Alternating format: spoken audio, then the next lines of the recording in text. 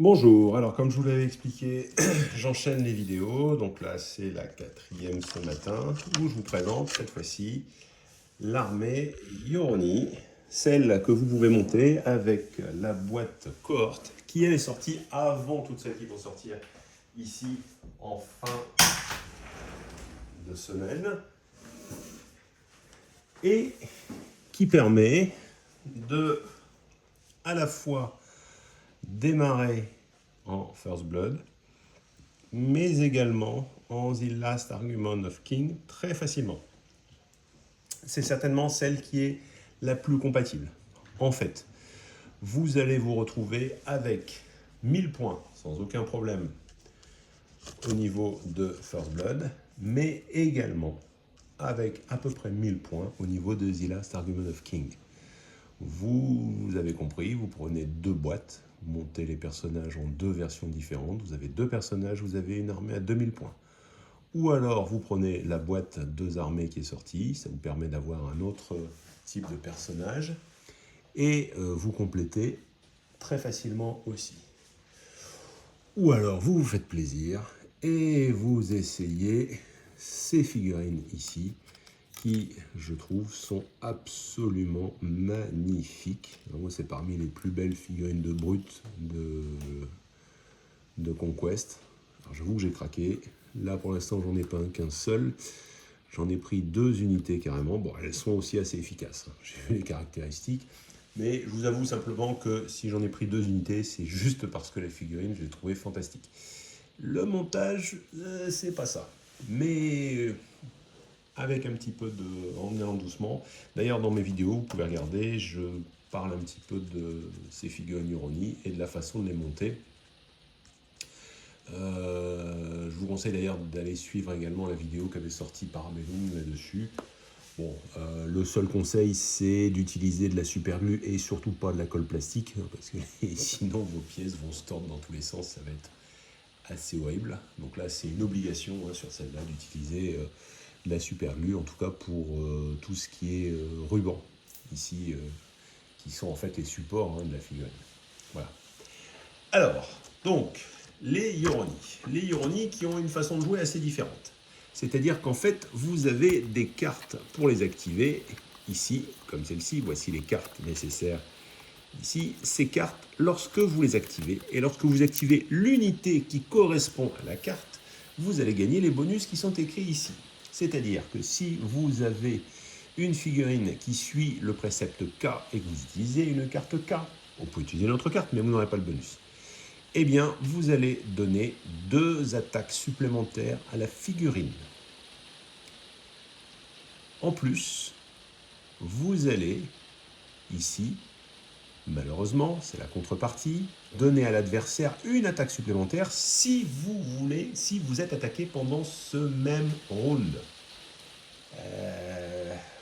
C'est un peu double tranchant, c'est-à-dire que vous avez un bonus, mais si vous n'avez pas, avec ce bonus, éliminé l'adversaire, celui-ci va taper plus fort. Et je vous rappelle que plus une attaque, si vous tapez un régiment d'infanterie, qui va donc être nombreux, eh bien, en général, il a une attaque. Si vous avez 6 figurines à une attaque, c'est pas très drôle, mais si d'un seul coup elle passe à 2 attaques, ça vous fait 12 attaques, là vous allez sentir passer. Parce que vous allez attaquer à 2, voire 3, en l'occurrence sur ce kit-là, à 2. Donc plus 2 d'attaque, vous allez en prendre plus 4. Si derrière la contrepartie c'est plus 6 attaques, attention. Vous voyez, donc bon, c'est très intéressant, mais moi je sais que j'ai éliminé une unité, mais ils se sont fait éliminer derrière. En l'occurrence par une armée Wadroun. Voilà. Ensuite, Chi, la résistance. Alors, quand vous mettez cela à une figurine, eh bien, les figurines adverses ne peuvent plus être inspirées. Bon. Le seul inconvénient, c'est que malheureusement, c'est à partir du moment où vous jouez la carte jusqu'à la fin du round. Donc, si vous voulez que ça soit vraiment efficace, il faut le mettre au début. Or, on sait très bien qu'au début, on veut faire tout en même temps. Alors, je trouve juste dommage que ces capacités, d'ailleurs ça serait pareil pour K, ça serait même plus dangereux, mais je trouve dommage que ces capacités n'utilisent pas quelque chose qu'on voit sur First Blood de temps en temps, c'est-à-dire le fait que ça soit jusqu'à la prochaine activation. parce que, en fait, c'est rarement utile après que vous ayez joué. Moi, je sais par exemple que sur ces unités ici, puisque ce sont eux les unités Chi, eh bien, j'ai affronté les Wadrun, donc, et face aux Wadrun et face aux Thunder Rider surtout, bah, j'ai jamais eu le temps de l'activer, cette capacité. Or, ça aurait été très intéressant. Si, une fois, si une fois quand même, j'exagère, une fois, mais bon, les dégâts étaient déjà faits, ils étaient plus que 1 au lieu de 3 au départ. Donc, je suis un petit peu mitigé. Je suis un petit peu mitigé sur la façon d'utiliser les cartes. Et je pense que l'avantage, si je puis dire, l'avantage de cet inconvénient, c'est qu'on n'hésite pas à utiliser une carte qui n'est pas forcément celle de l'unité. Parce qu'en fait, le bonus, il est important, mais il n'est pas fondamental. Encore que ça dépend pour qui. Je continue avec le fou. Alors, c'est l'un de mes préférés. Parce que vous pouvez faire ici un déplacement de 3 pouces en ignorant l'engagement ennemi. Ça veut dire que vous êtes bloqué au corps à corps. Vous activez l'unité, hop, vous vous décalez, puis vous vous sauvez. Ou alors vous chargez. Ça veut dire que vous allez récupérer l'inspiration derrière, ça veut dire que vous allez récupérer l'impact puisque vous chargez, ça veut dire que vous pouvez aller charger une autre unité, etc. etc. Donc ça, c'est très intéressant. La suivante suit. Alors là, encore plus intéressante, puisque on peut choisir d'avoir l'effet d'une autre carte. Bah, vous choisissez, là c'est open bar. Y compris la dernière, qui n'est pas présente ici dans les unités de la boîte, qui est mou, qui permet d'avoir une évasion de 3. Je trouve plus intéressant l'évasion de 3 par rapport à le chi avec la règle inspirée. Enfin, qui annule l'inspiration de l'adversaire, pardon. Voilà. Assez sympathique. Alors, on est parti. Avec la boîte, vous pouvez monter ce personnage ou la deuxième version, qui est la version de personnage corps à corps et pas magicien. Voilà. Alors, prêtre, pardon, pas magicien, prêtre. Caractéristiques, mouvement 5, volet 2. Bon, avec un barrage 3 à 14 pouces et deadly shot, c'est pas mal quand même. N'oubliez pas que vous pouvez quand même ajouter 1 en visant. Clash de 3, standard pour les personnages. 5 attaques, 8 PV. Voilà, c'est plus tout à fait standard pour un personnage. Je rappelle en fait que cette armée n'inclut que des brutes. Même si des monstres sont sortis et même si des unités de piétons doivent arriver aussi. Enfin, une unité de piétons a été prévue lorsqu'on a présenté l'armée. Continue, impact 3, prêtre 6 et retour de fortune, ici. Alors, une fois par round, on peut jouer une carte avec un effet quel que soit le rôle. Qu'est-ce que ça veut dire ? Eh bien, ça veut dire que vous pouvez jouer n'importe quelle ici carte une fois par round. Est-ce que c'est franchement intéressant ? Bah non. Non, pourquoi ? Bah parce qu'elle est suit. Donc déjà, suit, ça permet de choisir n'importe quelle carte. Mais les circonstances font que peut-être que vous allez vous retrouver avec une carte K et qu'à ce moment-là, vous voulez la version mou, eh bien, vous pouvez le faire une fois par round grâce à ceci. C'est pour ça que ça paraît fort. Je suis un petit peu dubitatif. Voilà. Donc ça, c'est pour les capacités suivies. Continue, ici, dans les incantations. Alors, elle dispose de 4 incantations. La première de ces incantations, ici. Alors, toutes les incantations sont à 12 pouces et ont une atténuation de 3. La première donne +1 en défense. La deuxième donne Oblivious, c'est-à-dire que lorsque vous faites des jets de morale, il faut 2 échecs pour 1 PV. Ça, c'est très bien. Les 2 premières sont donc des bonus défensifs pour son unité, ses unités, pardon. Excusez-moi. Les deux suivantes, c'est diriger vers l'ennemi, toujours à 12 pouces et une atténuation de 3. En fait, la première, ça interdit de faire des capacités de commandement sur une unité. Si vous voyez que vous avez un adversaire qui n'arrête pas d'utiliser les capacités de commandement et qui vous bloque par rapport à ça, puisque ça donne un pouvoir assez important à son unité, paf, allez, vous l'éliminez, comme ça, vous avez une unité qui n'a plus ses capacités spéciales ajoutées. Enfin, la dernière, vous avez la possibilité de réduire le nombre d'attaques jusqu'à un minimum de 1 pour un ennemi. Alors typiquement, c'est intéressant sur les grosses figurines ou sur les personnages. Voilà, vous baissez ses capacités. C'est aussi défensif, parce que finalement, soit vous augmentez votre défense, soit vous baissez l'attaque de l'adversaire, c'est une façon de se défendre aussi. Les capacités de commandement, ici. La première, elle permet d'avoir un mouvement de 3 pour se désengager. Enfin, d'avoir un mouvement de 3 et on peut se désengager, excusez-moi. On retrouve en fait la capacité que vous avez avec le fou, ici. La deuxième, elle permet d'ajouter 3 attaques à son profil, mais de baisser le clash de 1. Alors, lorsqu'il s'agit d'une charge, que vous avez déjà une capacité assez élevée, par exemple, si vous avez un clash de 3, vous allez passer à 4, on peut accepter de descendre à 2 qui passera à 3, sachant que vous allez avoir un volume d'attaque important. Bon. Ça se calcule, ça se calcule.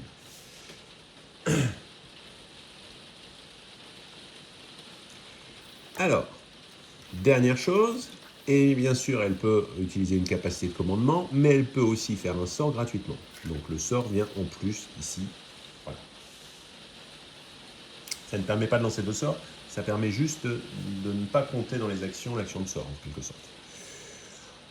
Alors on continue. À partir de là, on va commencer par la défense. Dans la défense, je propose ici les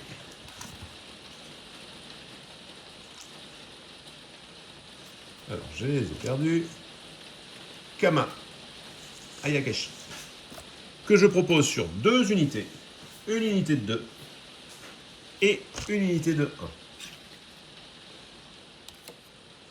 En fait, je pense que 3, si vous avez vraiment besoin de 3 pour défendre, c'est pas bon signe. Autant laisser 2 plus 1, puisque de toute façon, s'il y a de grosses pertes, vous en perdez 2 points final. Là, ça va se reporter sur la 3e, autant avoir une autre unité. Étant donné leur profil, seules, elles sont quand même relativement importantes. Alors, quel est leur profil? Je vous montre ici une des cartes, puisque j'ai forcément 2 cartes ici. Voilà. Donc, mouvement de 5, clash de 3, ça reste des avants d'élite. 5 attaques, 8 PV, ça fait mal, 8 PV. Résolution de 3, défense de 3, mais Ardenone 1. Donc il faut arriver à cleave 2 si vous voulez baisser ça. Et surtout évasion 2. Donc quoi qu'il arrive, il peut avoir un cleave 3, vous avez une évasion de 2. Voilà, on ne parle plus. Donc c'est quand même pas mal. Bon. Alors, on commence par braverie. Très intéressant. Quand vous les activez, vous commencez par retirer le broken si c'est le cas. Alors, ça ne va pas être très utile pour celui qui est tout seul. Ceux qui sont 2, ça peut être intéressant.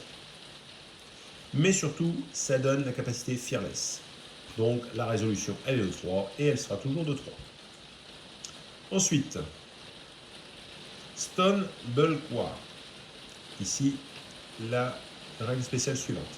Ça permet pour vos unités, vos figurines, qui sont à moins d'1 pouce d'elle, c'est-à-dire qui sont dans la zone d'engagement de cette figurine, d'être obscures. C'est-à-dire, si on les vise, eh bien, elles ne pourront pas être, enfin, elles vont diviser par 2 le nombre de tirs sur elles. Si vous avez vraiment une grosse armée de tirs, vous pouvez vous en servir pour faire avancer des unités plus fragiles. Bon, pourquoi pas. Ensuite, Weight of the Land. Si la figurine est entièrement sur un objectif, pas juste le toucher, mais entièrement sur l'objectif, elle compte pour 4. Bon, Normalement, vu son profil, elle comptait pour 3. C'est un petit bonus qui se prend. Voilà. On continue avec les Oni Ayakashi. Alors, les Oni Ayakashi, c'est les fous furieux, ici, que voici. Voilà. Alors, eux ont un mouvement de 6. Sont instoppables, donc en charge, on passe à 8. Brutal impact et impact 4. Donc ils mettent -1 avec 4 impacts sur un clash de 3. Ils ont de base 6 attaques, mais n'oubliez pas qu'ils sont K, donc ils peuvent passer à 8 attaques. Et éventuellement avec le sort, vous pouvez les passer à 11 attaques. Mais à ce moment-là, vous descendez à clash 2. Voilà. Et dernière chose intéressante, le drain ici. Alors, le drain, qu'est-ce que c'est? L'essence drain. Eh bien, lorsque vous allez faire des pertes, vous allez mettre des tokens casualties token. Ces casualties tokens, ici, lorsqu'ils sont plus nombreux que les figurines d'une unité, elles rendent l'unité broken. Ces casualties tokens sont retirés au moment où vous activez une unité. Tant qu'ils sont présents à côté de l'unité, vous pouvez vous en servir, si vous avez ces capacités, pour soigner une unité. Vous ne pouvez soigner qu'une unité qui a des casualty tokens, sinon vous ne pouvez pas. Alors si elle est broken, en plus, vous ne pouvez pas la soigner, de toute façon. Alors, qu'est-ce qui se passe lorsque vous en faites avec cette unité? Eh bien, vous allez les enlever, les récupérer. À chaque fois que vous en récupérez 2, vous pouvez récupérer 1 point de vie. En fait, ça aspire la vie de l'adversaire. Donc, imaginez que vous avez fait votre charge avec toutes vos attaques sur une unité d'infanterie de 10 figurines. Vous en avez tué 4. Vous mettez normalement 4 tokens. Vous enlevez ces tokens et à la place, vous récupérez 2 PV. Alors, c'est bien, sauf qu'il faut déjà avoir perdu les PV. Et en général, c'est plutôt après que vous allez perdre les PV. Bon, c'est juste le petit bémol qu'on peut mettre là, mais surtout, vous empêchez l'adversaire de se soigner, si vous les enlevez comme ça. Alors, on continue avec les Tengubushi. Les Tengubushi sont les volants ici, les piafs, si vous préférez. Oui, j'aime bien affubler mes figurines de noms, piaf, poulet, etc. Enfin bon, voilà. Donc, ici, alors normalement c'est un double kit, mais il faut savoir que si vous achetez l'une des boîtes, que ce soit celle-ci ou la boîte double, vous n'aurez pas les archers, puisque dans les nouvelles grappes qui existent maintenant, les options, lorsque vous avez les doubles kits, elles sont séparées sur des grappes différentes, ce qui permet de ne pas forcément mettre la grappe complète lorsque vous faites une boîte. Donc si vous voulez avoir la version tireur, eh bien il vous faut impérativement acheter une boîte régimentaire à part. Si vous le faites, vous aurez à l'intérieur 4 arcs et donc la possibilité d'en faire 4 sur 3. Donc vous pourrez en récupérer éventuellement un et modifier sur les boîtes. Alors pourquoi je vous dis ça? Parce que personnellement, ce que j'ai fait, c'est que j'ai acheté cette boîte-là plus la boîte des 2 armées. Donc en fait, j'en ai 4 comme celle-ci. 5 pardon, 3 dans la boîte d'armée et 2 ici, ça fait 5. Et j'ai acheté une boîte de 3, ce qui m'en fait au total 8. Eh bien, j'ai pu monter 4 archers et 4 armes de corps à corps. 4 figurines Kappa Bushi et 4 figurines Kappa Ayagashi. Donc ici, bon, par contre, pas le choix, ce sont celles-là qui sont présentes. Alors, qu'est-ce que vous avez sur les Tengubushi? D'abord, elles bougent énormément. 8 ici. Avec flank. Ça veut dire que vous pouvez les amener à partir du tour 2 sur votre bord de départ, à partir du tour 4 sur n'importe quel bord qui ne soit pas le bord de départ de l'adversaire. Étant donné le mouvement important, le fait de voler, ça peut être très intéressant pour aller capturer un objectif qui est compliqué, qui est derrière. Vous arrivez à un moment en général où si vous avez d'autres unités que vous avez pu envoyer, vous êtes proche de la zone. Donc c'est quelque chose d'intéressant avec eux. Impact 2, avec 5 attaques, 5 PV. C'est un peu moins costaud que les autres. Malgré tout, ce sont de bonnes figurines ici. Fluide formation, ça permet d'éviter les terrains qui vont vous enlever l'impact, qui vont vous donner des malus pour vous passer dessus. Les hindering, plus précisément. Enfin, les derniers, les crocos. J'appelle comme ça parce qu'ils ont des queues de crocodile, mais en fait, devant, c'est plus une tête de tortue. Alors, c'est des tortues sans carapace avec des têtes de croco. Des queues de croco, pardon. Donc, plus sérieusement, ce sont les Kapabushi, ici. Alors, je fais un petit peu de place pour pouvoir vous les montrer un petit peu mieux. Voilà.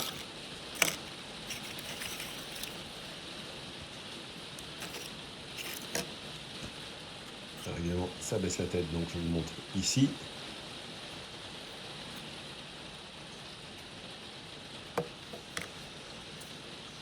Alors, premièrement, ici, les capacités. Donc, mouvement 5. Volet 1, elle ne tire pas, c'est pas grave. Clash 2, alors c'est pas terrible, c'est clair. 4 attaques, 6 points de vie. Par contre, une résolution de 4, une défense de 3, une esquive de 1. Et vous voyez apparaître une distance de commandement. Alors pourquoi? Parce que même si ce ne sont pas des personnages, ils ont des capacités. Les capacités sont les suivantes. Première capacité, et vous pouvez en faire une par activation, relance des 6 sur un clash comme action. Si vous vous souvenez tout à l'heure, on pouvait avec un sort baisser le clash, mais augmenter le nombre d'attaques. Sur les fous furieux ici K, on arrivait à 11 attaques qui se retrouvaient donc en charge avec un clash de 3. Et bien sûr, 11 attaques, statistiquement, vous allez faire presque 2-6. Si vous ajoutez cette capacité, vous allez relancer les dés. C'est-à-dire qu'il y en a au moins un des deux supplémentaires qui va passer. Alors, ça peut être intéressant pour pallier ce -1 en clash ici, éventuellement. Bon, c'est une petite combo comme ça en passant. Et deuxième capacité, vous resterez 1 PV. Ça paraît pas beaucoup, mais ça peut être très intéressant. Sorti de ça, n'oubliez pas qu'elles sont SUI. Donc SUI, vous pouvez choisir n'importe quoi. Donc si ces unités, à mon avis, sont très intéressantes pour éventuellement suivre les unités et puis au début donner un ordre de commandement, rester en arrière pour se mettre sur un objectif aussi, ou alors faire la jonction entre certaines figurines, avec la possibilité ici de prendre n'importe quelle capacité. Alors, si d'un seul coup il faut attaquer plus fort, bah, on va se faire K simplement, plus 2 attaques. Et donc là, les 4 attaques qui ne sont pas terribles passent à 6, ça peut être beaucoup plus intéressant. Ou alors on peut se mettre une évasion de 3, comme ça on peut mieux se défendre en cas d'attaque. Ou alors on peut se désengager, parce qu'on n'a pas envie de subir l'attaque après avoir soi-même attaqué ou être attaqué, enfin peu importe. Donc vous voyez, il y a une adaptabilité assez importante, mais la capacité de commandement, le fait de donner la capacité de commandement, c'est aussi très intéressant. C'est aussi très intéressant sur ces figurines. Voilà, donc on a fait le tour de cette armée. Son défaut principal. Alors, eh bien, vous avez peu de figurines. Puisque ici, vous voyez sur l'armée complète, 2, 4, 6, excusez-moi, je suis maladroit. Je recommence 2, 4, 6, 8, 10, 11 figurines. 11 figurines, même si les figurines ont beaucoup de PV, c'est pas beaucoup. 11 figurines qui sont organisées en 1, 2, 3, 4, 5, 6 cartes. Ça, c'est à peu près dans la moyenne. Mais sur ces 6 cartes, vous en avez 2 qui activent des figurines individuelles. Donc faites très attention, même si elles peuvent paraître très fortes. Hein, moi, je l'ai vu avec ces fous furieux, j'en avais 3 dans la liste que j'avais réalisée. Alors oui, j'en ai nettoyé 2 unités, hein, ça c'est très clairement. La première, elle a volé en éclats. Et sur la deuxième activation, ils n'ont même pas cherché, ils ont tapé comme des bourrins et ils ont chargé derrière. Hein, sans s'inspirer. Ça tape tellement fort que ça leur a permis de rebondir et d'exploser quelques unités. Sauf que mon adversaire a amené, en l'occurrence Wadroon, une unité de vétérans qui les a explosés derrière. C'est tout. Hein. C'est fort, ça encaisse fort, par exemple pour ceci, mais ça a aussi des points faibles. Donc le point faible, c'est le nombre. ici. Et si vous avez beaucoup d'objectifs, beaucoup de choses à tenir, à un moment donné, bah, vous n'avez plus assez de figurines à droite à gauche. Évitez de faire trop de groupes de 3 figurines en même temps. Alors après, en fonction du nombre de points, on n'a pas toujours le choix puisque ça coûte plus cher de les prendre individuels que d'en prendre une de plus dans une unité. Bon.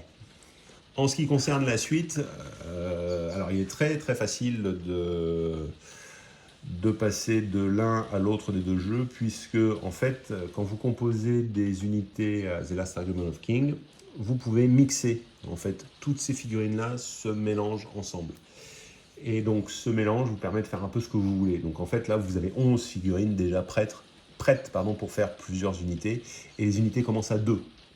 Donc, 11, vous pouvez faire 3, 3, 3 et 2. Donc, vous avez déjà 4 unités avec un personnage, vous êtes plein ici. Vous pouvez faire ça, vous faites la même chose avec une deuxième boîte identique, ou si vous préférez avec la moitié de la boîte 2 armées, et vous jouez à 2000 points. Alors vous jouez à 2000 points avec 2 persos, mais vous jouez à 2000 points quand même. Attention, le personnage, c'est Loyabun, si je ne dis pas de bêtises, et vous ne pouvez pas faire l'autre personnage, le Daimo, pour les mêmes raisons ici, une question de grappe, celle que vous avez là. Donc si vous voulez absolument l'autre personnage dans la boîte 2 armées, vous êtes obligé de le prendre séparément. À savoir qu'il est très intéressant parce qu'il donne comme capacité plus 1 en mouvement quand on est dans sa zone de commandement. Donc je reviens à ce qu'on a dit tout à l'heure, eux ont 6 en mouvement, ils ont un stoppable en charge, ça fait 8, et s'il y a le personnage pas loin, ça fait 9. Des brutes qui peuvent charger à 10 automatiques, il n'y en a pas beaucoup dans le jeu. Donc c'est plus la cavalerie en général qui fait ça.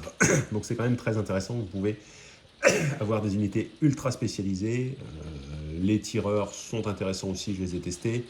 Un petit peu fragiles, hein, faites attention, par contre, même s'ils peuvent se désengager facilement, ils sont un petit peu plus fragiles. Donc globalement, une armée amusante. Alors les figurines sont magnifiques. Et franchement, essayez d'ajouter celui-ci, qui a un profil qui est très intéressant. Alors, je vais vous en parler un petit peu. Bon, là, on déborde légèrement, mais c'est aussi le but de voir comment on peut faire évoluer un petit peu l'ensemble.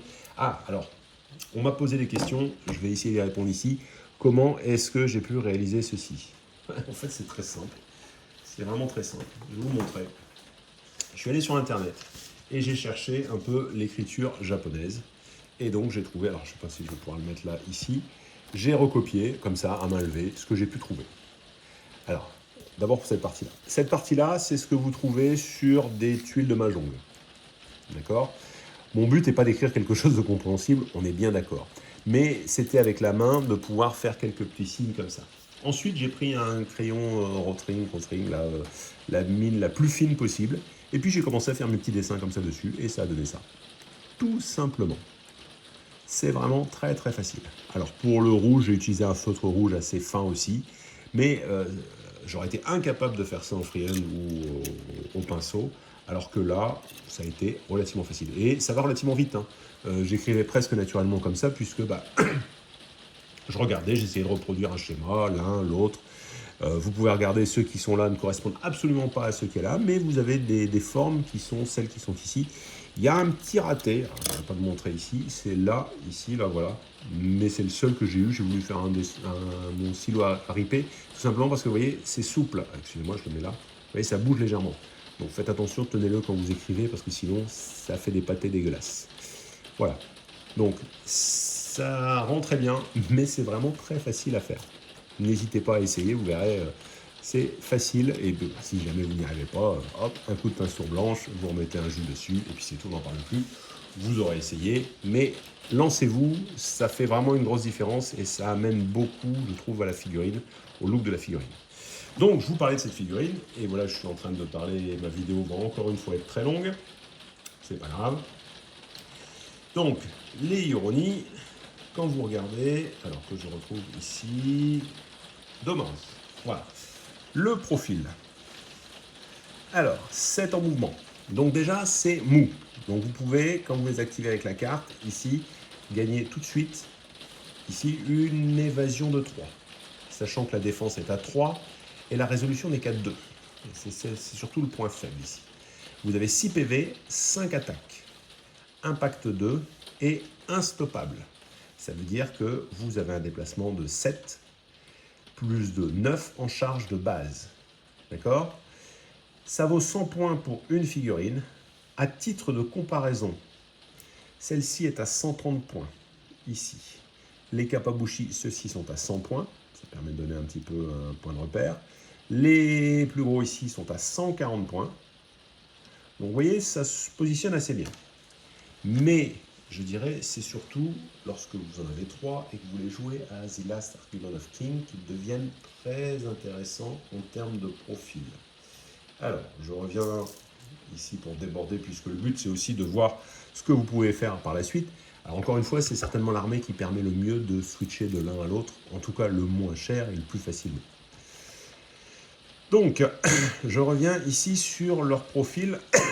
Pardon. Alors, par contre, là, c'est une unité, vous ne pouvez pas les mixer avec les autres. C'est une brute light.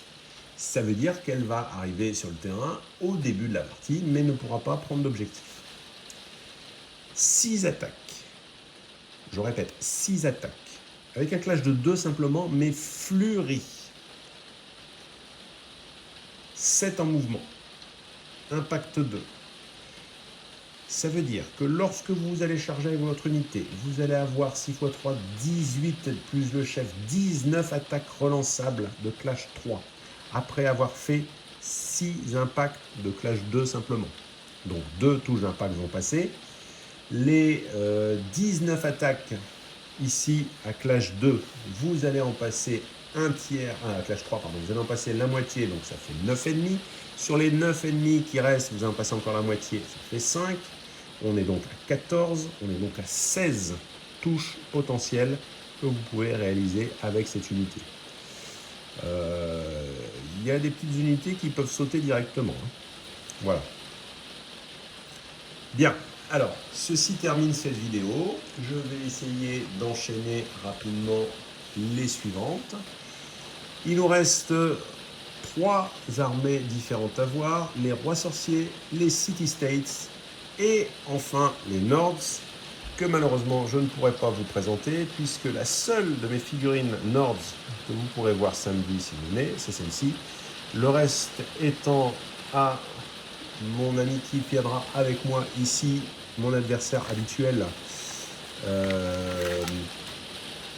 qui viendra donc avec moi pour la présentation. Donc, lui développe l'armée Nords, les Old Dominion également, mais là, chez lui, la boîte d'armée. Donc, c'est lui qui ramènera son armée. Mais comme il n'avait pas de Jarl, eh bien, je lui ai peint un Jarl ici pour pouvoir l'ajouter à l'armée. Voilà. Je vous remercie si vous êtes arrivé jusqu'au bout de la vidéo. Si vous êtes à la 5e, c'est très courageux. À très bientôt. Merci. Au revoir.